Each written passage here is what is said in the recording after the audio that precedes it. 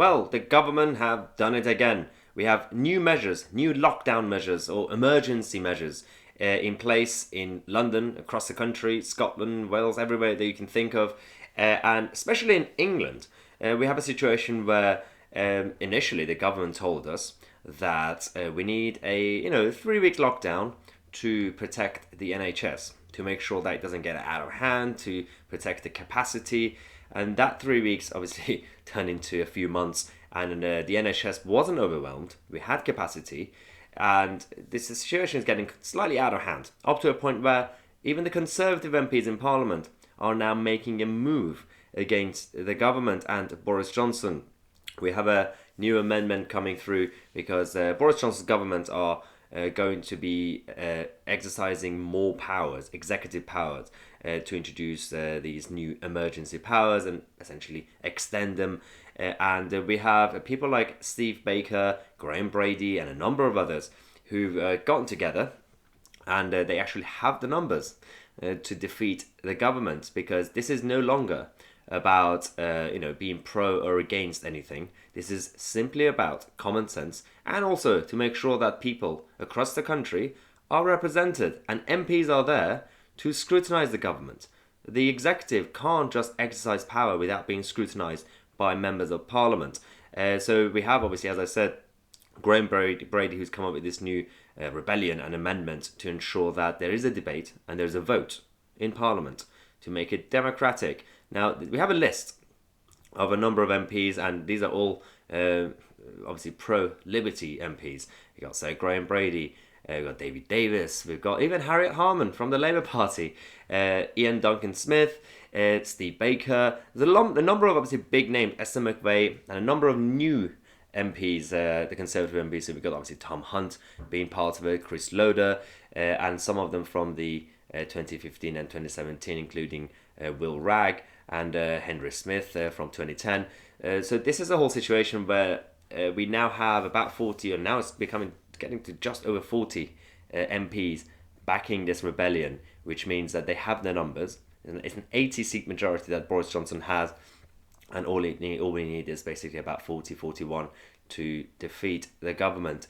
It's kind of sad that it's gone to this point, really.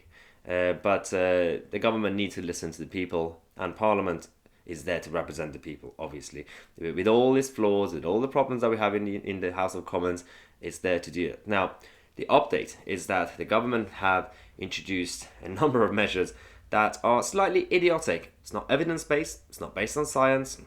First, they came up with this group of 6, maximum 6, that you could hang out with. The issue with that is that they had a meeting, and the cabinet meeting, and they just basically came up with random numbers. They said, oh, let's vote on 8. And then let's say, oh, let's vote on 6. And there was almost a tie, and they said, let's just go with 6 anyway. Yeah, where's the evidence for that? And then they decided to introduce a 10 p.m. curfew. So 10 p.m., as of yesterday, you should go home. Everywhere will close. Restaurants, bars, everything, all the shops. And the problem with that is that I understand that a lot of people watching this are still cautious. They're worried about the whole situation, and some people are just sick and tired of the whole thing. It's irrelevant. This is about common sense. So 10 p.m. Guess what happened yesterday in London after 10 p.m.? All the restaurants and bars closed, all the shops closed. Everyone had to leave at the same time. Streets were packed. Tube stations, train stations were packed. We have an evidence. Just watch this video and we'll come back.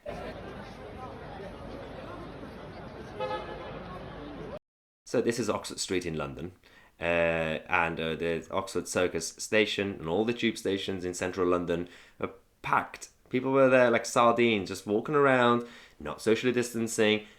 Yeah, talk about being counterproductive, guys. This is the most idiotic thing that the government come up with recently, in the last few hours, let's just say.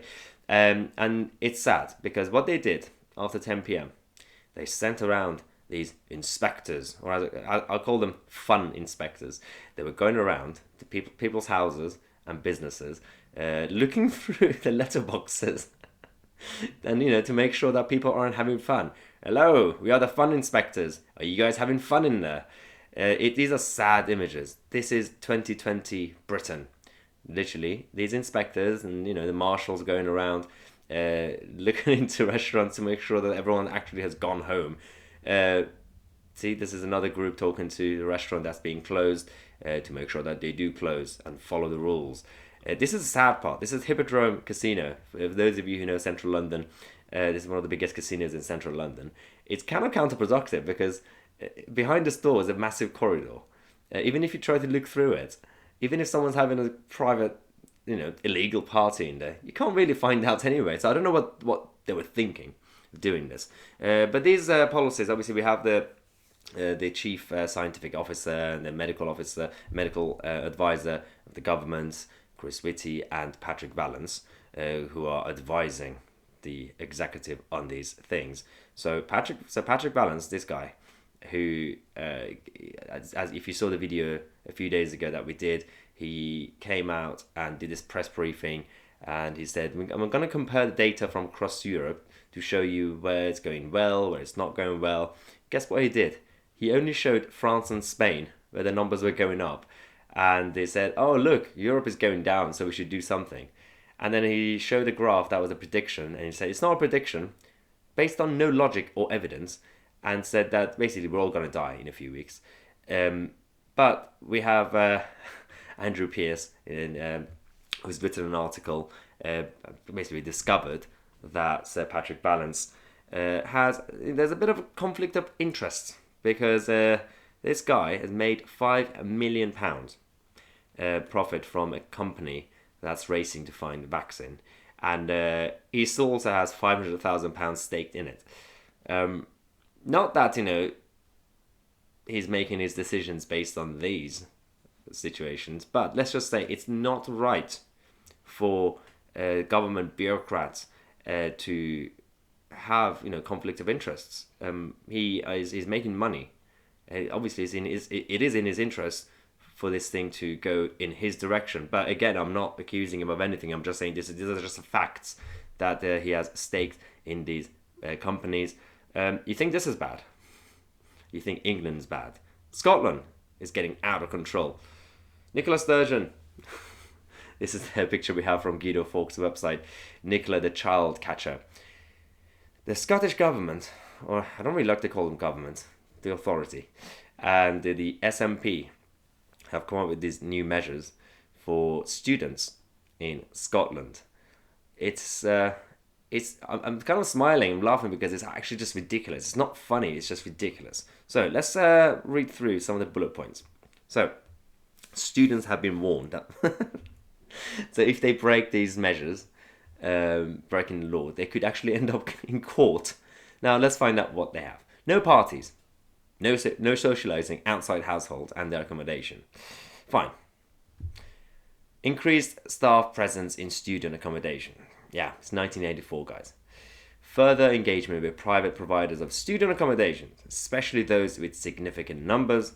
Intensified liaising with Police Scotland to ensure vigilance. And a strict yellow card and red card approach to breaches of student discipline. So we're going to have referees going around student halls giving out yellow cards and red cards. And if you haven't actually broken the rules, you could actually just call for VAR, and they'll check the VAR and see. She's literally told students not to go and visit their parents. So they're banned, students in Scotland, from returning home to visit families. They've also they've cancelled Christmas in Scotland completely. They've said that their students should be stuck in student halls. They're not allowed to leave. I'm sure that they're allowed to go to Tesco and supermarkets, but don't go anywhere. You belong to Nicola Sturgeon now. You belong to the SNP. This is embarrassing. When we have a government where they're wasting money, £12 billion, for example, on test and trace, and a program that didn't work from day one. And there's a number of reasons that it's never going to work, because you need the technology to work, the actual digital side of it, the data, and you need people as humans to completely obey. I know a number of people in London, and I'm sure it's happening across the country, who are refusing to give out their details. They're giving out fake numbers, fake names. I'm pretty sure I was in a pub and I saw on the list the name of Jeremy Corbyn on the list. I'm pretty sure that was not Jeremy Corbyn in the pub. But people are coming up with fake names. and then you need to rely on the staff to actually make these phone calls, and you actually also rely on someone who has been infected to wake up and be like, well, obviously I'm now obviously not well. What should I do? First thing, I should call the pub that I went to 7 days ago and tell them that to call around everyone who's been there that night.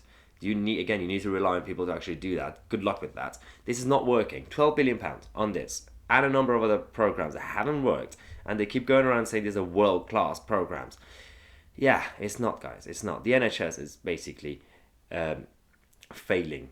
And when it comes to their duties, there are 2 A&Es in London that are turning away sick children just to make sure they have capacity. There is capacity in London at this point. Yes, things could get worse, let's just say. There is capacity in London, and there are 2 of major A&Es in London that are, one of them is in Hampstead, they're turning away sick children. Brilliant. I mean, this is just embarrassing, guys. But as we said, we have the Tory rebellion, the Tory MPs and a number of others, a couple of Labour and obviously DUP getting together to ensure that the government is defeated, and they are forced to have a debate and have a vote on these measures. This is how we do things in this country. Democracy in action. Let's just see how it goes, obviously. But they have the numbers. They could win. We'll keep you guys posted on this channel as usual, because this is getting serious. I mean, it's been serious for a few months, but this is getting out of hand, guys. So the mainstream media are essentially just repeating the government's line.